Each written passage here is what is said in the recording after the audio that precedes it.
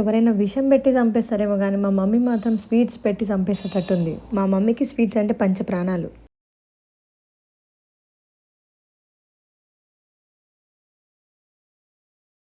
ఇంకా మా mummy style సేమియా పాయసం ఎట్లా చేయాలో చూపిస్తా. ఫస్ట్ స్టవ్ ఆన్ చేసుకొని కడాయి పెట్టుకొని దాంట్లో ఆయిల్, నెయ్యి ఉంటే నెయ్యే వేసుకోండి. ఇంకా దాంట్లోకి మీకు నచ్చిన డ్రై ఫ్రూట్స్ ఏదైనా యాడ్ చేసుకొని సేమియా అట్లా బ్రౌన్ కలర్ వచ్చేటట్టు వేయించుకొని మరుగుతున్న పాలలో వేసుకోవాలి. బాగా ఉడికిన తర్వాత బెల్లం వేసుకొని పక్కన పెట్టేసేయాలి. ఇంకా అంతే, సేమియా పాయసం రెడీ. వీటిని అయితే మేము బొంగులు అంటాం, మీరేమంటారో కామెంట్ చేయండి. పాయసం రెడీ అయిందని చెప్పి మళ్ళీ ఇంకేదో రెసిపీ చేస్తుంది అని అనుకుంటారా?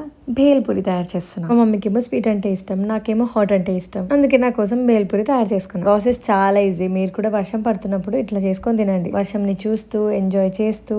ఇంకా మనం చేసుకుంది మనమే తింటే ఏం బాగుంటది. అమ్మమ్మ వాళ్ళ ఇంటికి వెళ్ళి అమ్మమ్మకి తాతకు కూడా ఇద్దామనేసి వెళ్తుంటే ఈ అమ్మ కుట్టి చూసిరా ఎట్లా చేస్తుందో. స్వీట్ తింటారేమో అని అనుకుంటే సేమియా పాయసం పక్కన పెట్టి భేల్పూరి తినడం స్టార్ట్ చేసిరు.